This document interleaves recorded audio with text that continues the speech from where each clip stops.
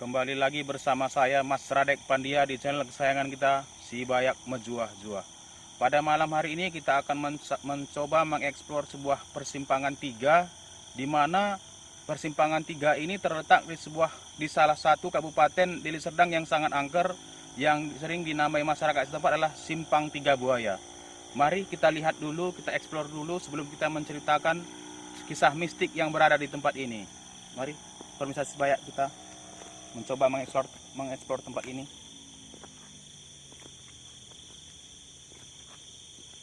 Di mana apabila tengah malam, di atas jam 11 malam kita bilang, atau pukul 23.00, di jalan ini Anda bisa melihat sendiri, pemirsa Si Bayak bisa melihat sendiri, sangat sepi, sangat lengang sekali. Sekarang ini sudah sangat lumayan sekali ada perhatian dari pemerintah desa, ya, dipasangi lampu seperti ini kan, untuk mengurangi keangkeran di tempat ini. Mari kita lanjutkan.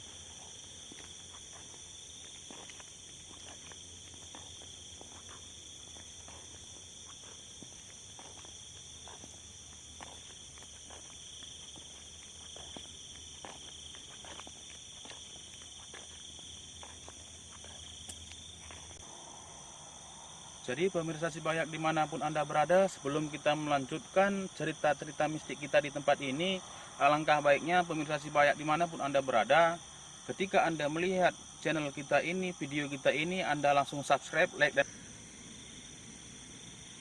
dan komen dimanapun Anda berada, agar channel kita ini dapat berkembang dan dapat memberikan edukasi ataupun ilmu pengetahuan yang baru kepada seluruh pencinta Si Bayak dimanapun Anda berada. Kami secara pribadi, saya mewakili seluruh kru Si Bayak, mendoakan seluruh pemirsa Si Bayak agar dalam lindungan yang Maha Kuasa dan selalu diberikan rezeki yang melimpah kepada Anda, dan dijauhkan dari segala macam penyakit, terutama penyakit COVID-19.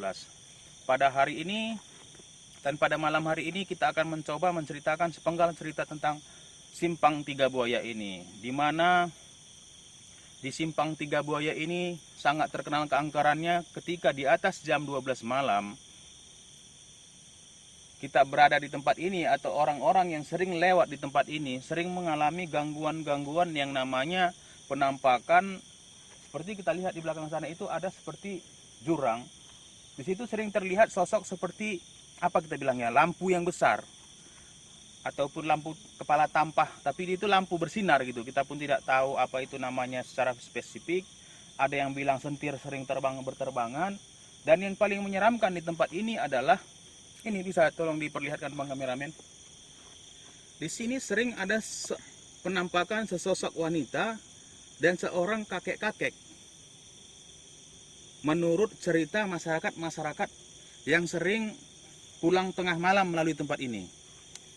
Jadi pemirsa Si Bayak dimanapun Anda berada, pasti bertanya seperti ini, apakah benar itu Mas Radek?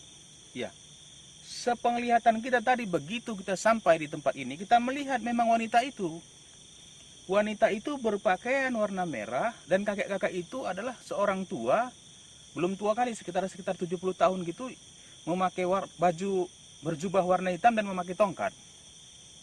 Yang jadi pertanyaan kita adalah, apakah benar dia sering mengganggu di tempat ini? Kan seperti itu. Jadi saya akan mencoba berkomunikasi dengan, kita bilanglah, bibi ini dan bolang itu. Kan seperti itu kan. Mejuah-juah.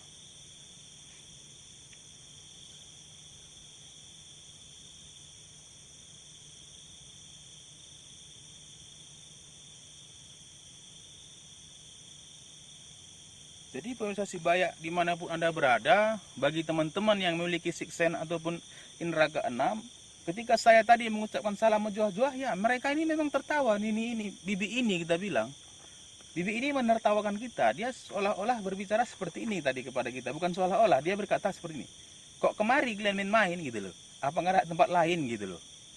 Ya saya tadi bilang kepada dia, ya namanya juga usaha, mana tahu nanti tenar di tempat kita ini, kan seperti itu. Jadi kalau bibi ini yang saya lihat tadi, yang saya coba terawang adalah, memang benar dia yang sering mensuitin atau sekedar memanggil di tempat ini. Tapi katanya Yang paling jahil di tempat ini adalah yang namanya di sana ada seperti Gondoruo sebenarnya di sana katanya. Itulah yang sering mengakibatkan apabila pengendara sepeda motor ataupun mobil yang lewat di tempat ini, yang gimana kita bilangnya, agak-agak hilang kesadaran sedikit, itu mungkin karena dipengaruhi oleh kantuk ya.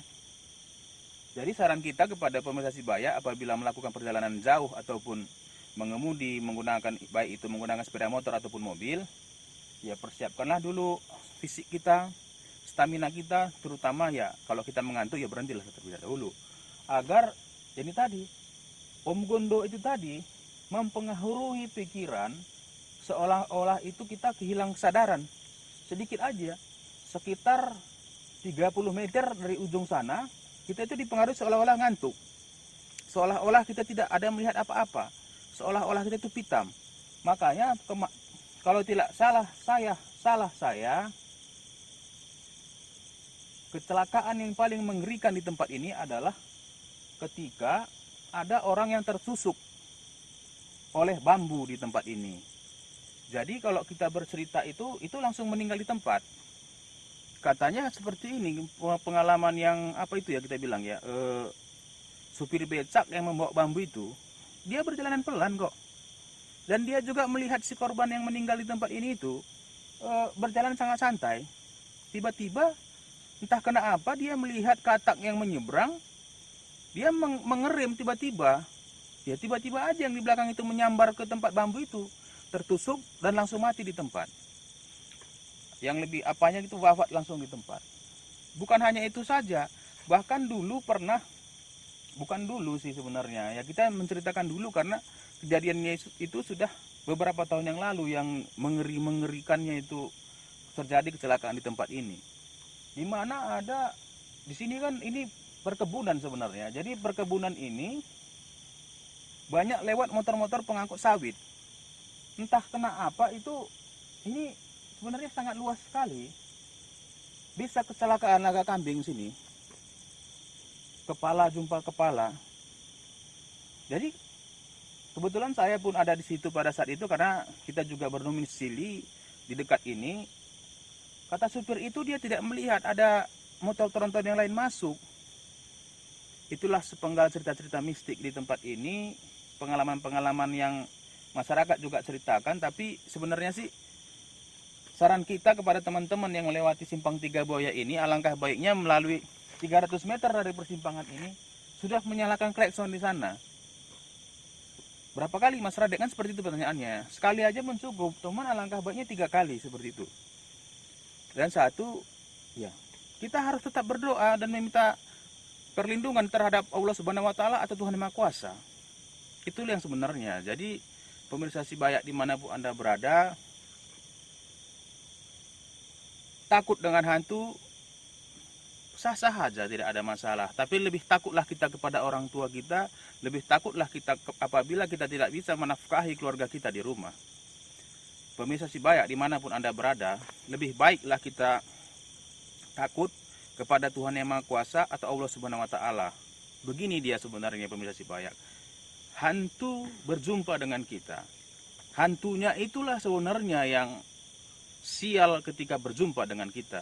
Jin itulah yang sial ketika berjumpa dengan kita. Bukan kita yang sial berjumpa dengan jin ini, gitu loh. Itu aja Anda simpan. Ketika Anda berjumpa dengan jin itu, saya yakin, atau ketika Anda melihat hantu itu di sini, saya yakin Anda akan mendapatkan rezeki yang berlimpah pada malam itu juga. Jadi pemirsa Sibaya dimanapun Anda berada, hidup ini tidak perlu ada yang ditakutkan. Pasrahkan saja kepada Yang Maha Kuasa. Apapun yang terjadi dalam diri kita, memang itulah yang terbaik buat diri kita. Jadi pemirsa Sibaya dimanapun Anda berada, mari kita coba lihat-lihat dulu di sekitar ini. Bang kameramen, diperlihatkan dulu bagaimana sih sebenarnya persimpangan Tiga Buaya ini.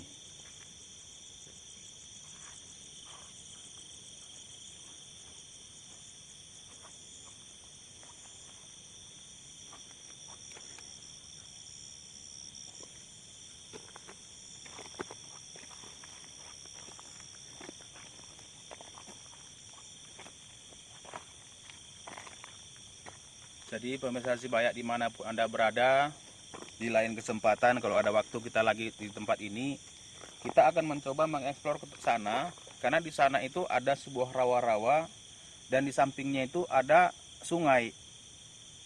Mungkin itu juga lah pengaruh yang mempengaruhi mengapa tempat ini begitu angker dan kesannya begitu mistis. Ya mungkin sebentar lagi kita akan melihat beberapa orang yang lewat, mungkin itu pun tidak berani sendirian dia. Biasanya itu berboncengan karena satu mungkin di sini bukan hanya mistiknya saja. Oke, mistiknya pun mungkin kita coba sini sedikit bang. Abang muter dari sini bang biar kita tanya dulu bolang ini kan. Jadi saya akan coba bertanya kepada bolang ini, ya di sini statusnya sebagai apa kan, seperti itu. Bukan kita juga mengaku sebagai Kepling, kita hanya mencoba berkomunikasi kepada bolang ini kan gitu kan. Assalamualaikum.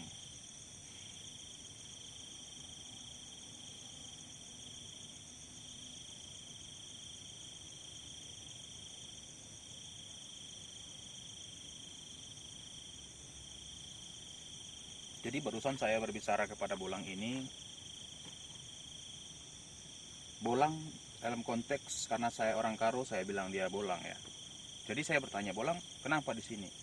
Dia bertanya, dia menjawab seperti ini. Sayalah yang menjaga simpang Tiga Buaya ini. Jadi saya bertanya juga tadi dalam batin saya kepada bolang ini. Jadi kenapa bolang bisa membiarkan bibi itu menyul-nyul di tempat ini? Memanggil-manggil orang yang lewat, menakut-nakuti orang di tempat ini. Ya, dia bilang seperti ini. Itulah hiburan saya melihat bibi yang berbaju agak kemerah-merahan tadi di sana. Ketika dia menyul-nyul itu orang takut itu, dia merasa gembira gitu. Itulah hiburan bolang ini katanya gitu. Jadi saya tanya juga, apakah bolang menjalin hubungan yang sesuatu dengan bibi itu? Dia bilang tidak. Kebetulan bolang itu adalah penjaga tempat ini. Bibi itu ya, ini kan ada tempat seperti tempat duduk.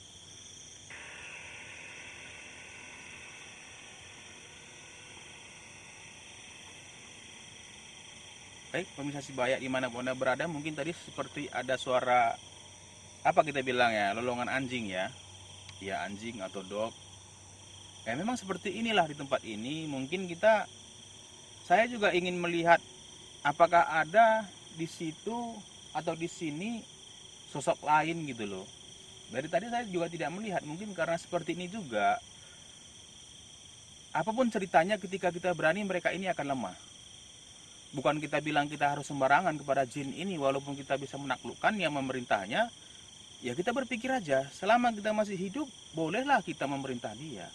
Takutnya ketika kita nanti fisik kita sudah tidak kuat, mereka akan balik mengganggu kita. Jadi jaga aja gitu komunikasi kita yang baik kepada jin ini, apapun itu jenisnya, selama dia tidak menyakiti kita dan mengganggu kita, kita jangan mengganggu mereka, kan gitu. Jadi pemirsa Sibayak dimanapun Anda berada, ini pemirsa Sibayak, saya sudah mulai melihat ada datangnya, apa kita bilang ini ya, sesosok ular yang sangat besar. Ya mungkin orang-orang yang memiliki sixth sense ataupun paranormal di luar sana bisa melihatnya.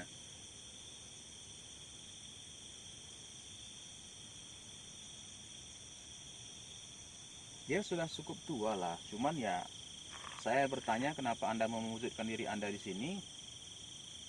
Dia hanya ingin tahu kehadiran kita di tempat ini, begitu aja. Karena kan tempat ini terkenalnya dengan sebutan Simpang Tiga Buaya. Jadi kalau pemirsa Sibayak bertanya kepada saya kenapa ini tempat disebut Simpang Tiga Buaya, saya sendiri pun tidak tahu. Itu aja. Karena jadi pemirsa Sibayak dimanapun Anda berada, sekali lagi kami berdoa seluruh kru Sibayak. Saya mewakili Mas Radek Pandia berdoa agar seluruh pecinta Sibayak dimanapun Anda berada dalam lindungan Allah Subhanahu wa Ta'ala atau Tuhan Yang Maha Kuasa. Jadi sebelum saya mengakhiri pertemuan kita dan konten kita pada malam hari ini, mungkin saya ada salah kata, salah ucap, saya mohon maaf yang sebesar-besarnya. Jadi pesan saya, kepada seluruh pecinta sebaya dimanapun Anda berada. Jangan lupa subscribe, like, dan komen agar channel kita ini dapat berkembang dan dapat bermanfaat bagi kita semua. Jadi, salam dari saya Mas Radek Mejuah-juah. Jangan lupa Anda mencuci tangan, memakai masker, dan menjaga jarak untuk mematuhi protokol yang sudah dianjurkan pemerintah kepada kita.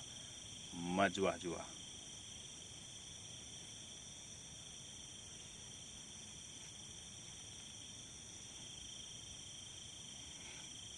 Sampai jumpa kembali.